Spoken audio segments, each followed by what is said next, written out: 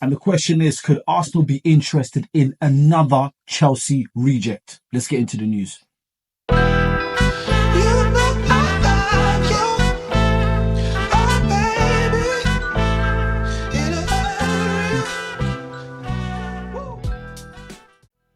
Alright guys, welcome back to All About Arsenal. If you're a returning Gooner, you're welcome. If you're a new Gooner, subscribe to my channel, hit that like button, and let's go into the news. So, it looks like Christopher Nkunku is unhappy at Chelsea and is wanting a move away.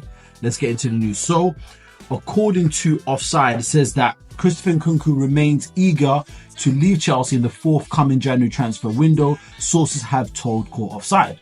The French attacker has been delegated a role in the club's B team this campaign, leaving him frustrated. He has only featured in 326 minutes of the Premier League action so far this season, instead of playing a starring role in the club's domestic competitions and Conference League. So if you do about 326 minutes divided by 90, that means he's just playing almost about four full games, which is, for a player of his age, capability, that is not good.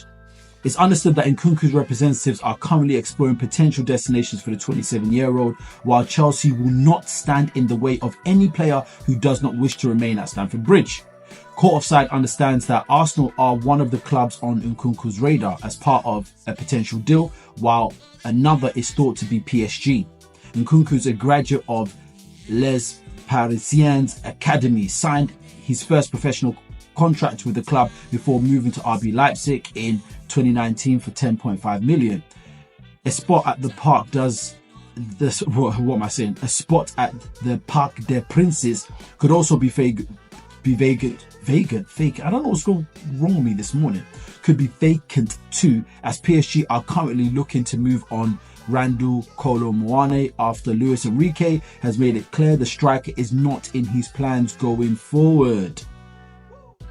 Meanwhile, Chelsea boss Enzo Maresca addresses Nkunku's future. He says in a press conference early this month, "We like Cristo. We want him here, and there will be always players who are not happy. I'm not sure if this will be Cristo's case. We want to keep him here because we are happy with him. But if you're happy with him, you don't play him." But the problem is when he's playing up against or competing for minutes against Nicholas Jackson, who is on form, it feels like every time he goes forward, he's going to score a goal. It's going to be hard for players such as Nkunku to actually get a look into the first team. Maresca says, we aren't thinking about players who want to leave. We are thinking that this or that player has to leave. We're just thinking about how to win games. If they knock on the door and they want to leave, I'm not going to say, no, you have to stay 100%. If they want to leave, the best thing for everyone is that the players who aren't happy move on. And I actually agree with this. I think this is well said by Maresca, because at the end of the day, if you're holding on to players who don't want to be there, it's going to show in their performance, it's going to show in their attitude, it's going to show in their performance in training. The fans are going to pick up on it, and also it can actually damage the dynamics of the dressing room. So if a player wants to go, let him go. And that looks like the case for Christopher Nkunku. So let's actually go into his stats. As you can see on my screen, Nkunku's 27 years old.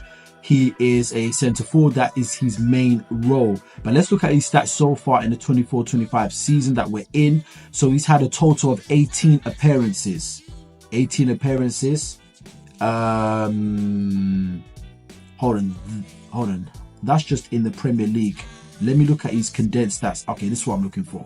So in total, he's had 27 appearances across all competitions, the Premier League, Conference League, EFL and UECL qualifiers. So he's had 27 appearances and a total of 16 goal contributions, which isn't bad. Some people might say the 5 goals of the Conference League, while he's playing against much lower rated teams, and the Carabao Cup, he's playing against playing against lower rated teams, but guess what, he's still getting his goals, so I don't really care. I think 16 goal contributions in 27 appearances is not bad. I think that is actually a good stat. That's a good stat. But the question is, where does he play, and would he fit into Arsenal's plans? Would he fit into Arteta's plans? All right, let's get into it. So as you can see on my screen, his main position is a centre forward. At this moment in time, I know we have Kai Havertz, he's not really a natural nines mode false nine. Even with Christopher Nkunku, I see him more as a supporting striker, attacking midfielder.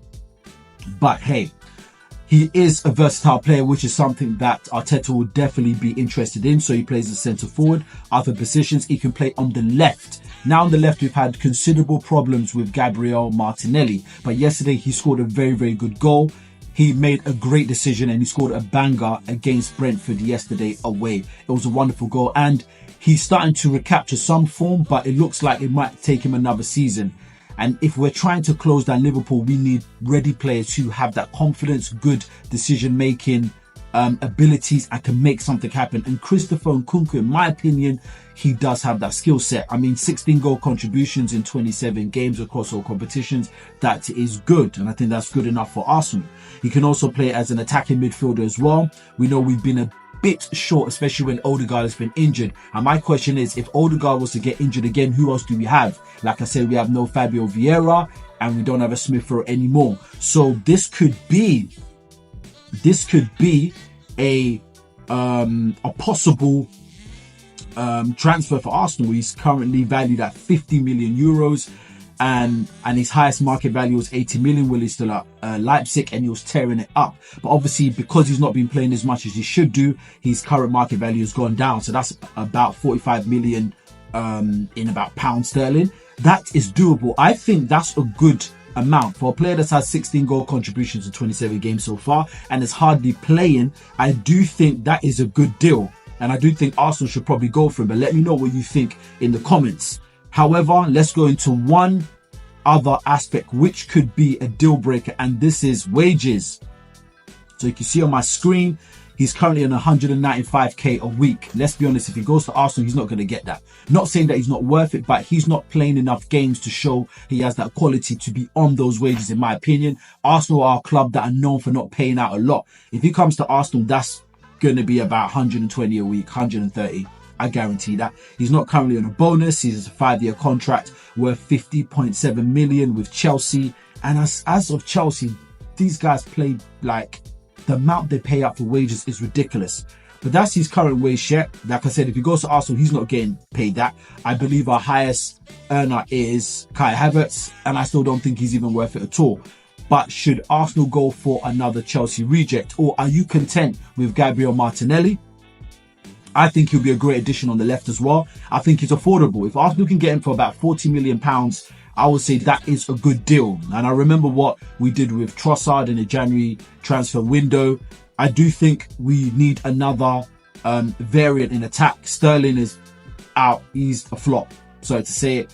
I don't see him doing anything credible, plausible for the team right now. So I'll probably say, sorry to say it, but get rid for now. I think we should go for Nkunku. The only reason I'm saying that, it's reasonable. Chelsea have a lot of surplus players. Going for someone like Cunha, I would love to have him, but he is very central to Wolves' plans at the moment. So Wolves are not going to really let him go when they are fighting to stay in the Premier League. He's their best player. Not going to happen. Isak is not going to happen. 150 million. Arsenal will laugh at that. They're not going to do that either. Who else? Victor Gyökeres. I know there's links with Manchester United, but he's not going to go there, and he's probably going to go in the summer. So let's be honest. Realistic. This is realistic. They could get Nkunku, and he wants to leave. His representatives have said so. So I think this is a transfer that Arsenal should focus on. Let me know what you think in the comments, and I'll be back with another transfer video. Have a good day. Peace.